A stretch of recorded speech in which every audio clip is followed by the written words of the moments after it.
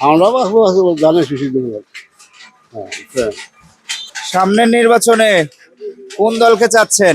জানের কি মুরব্বী কোনটা? দাঁড়িপাল্লা। দাঁড়িপাল্লায় সবাই তো ধানের শীষ চাচ্ছে, আপনি দাঁড়িপাল্লা কেন? আমি মরে যাবো সেদিন সিরাজগঞ্জ 5 আসন থেকে জাতীয় সংসদ নির্বাচনে আপনারা কাকে বেছে নেবেন?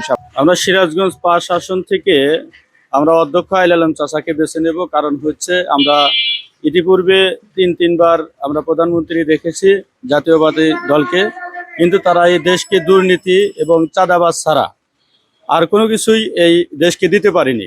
ধর্ষণ মুক্ত করতে পারেনি, জেনাবে বিচার মুক্ত করতে পারেনি এবং এই দেশকে একটা অস্থিতিশীল এবং বেগম পাড়ায় তারা বাড়ি করেছে।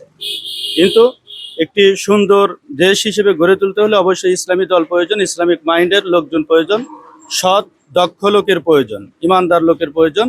সেই দিক থেকে সিরাজগঞ্জ 5 আসনে যারা প্রার্থী রয়েছেন অধ্যক্ষ আইল আলম চাচার ধারের কাছে নেই। দুই একজন বললেন যে এই এলাকা নাকি বিএনপির ঘাঁটি, তা আপনার বিবেচনায় কাদের ভোট বেশি এখানে? এখানে আমি যেটা দেখতে পাচ্ছি সেটা হচ্ছে যে সকল মানুষের হৃদয়ে হৃদয়ে গেঁথে উঠেছে দাঁড়িপাল্লা।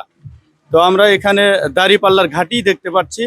আমরা এখানে আসলে বিএনপির ঘাঁটি, এটা মিথ্যা কথা, এটা ভুল কথা, এটা তাদের মনবন্তর কথা বসত বলতে পারে। কিন্তু আমরা যেটা দেখতে পাচ্ছি সেটা হচ্ছে যে এখানে জামাত ইসলামের বিকল্প কোনো প্রার্থী এখানে পাশ করতে পারবে না এবং সেই সাথে আশা করতেছি যে আমরা বেলা 12টার মধ্যে সুষ্ঠু নির্বাচন হলে বেলা 12টার মধ্যে আল্লাহ অধ্যক্ষ আইল আলম চাচা হবেন, এমপি হয়ে যাবেন ইনশাল্লাহ।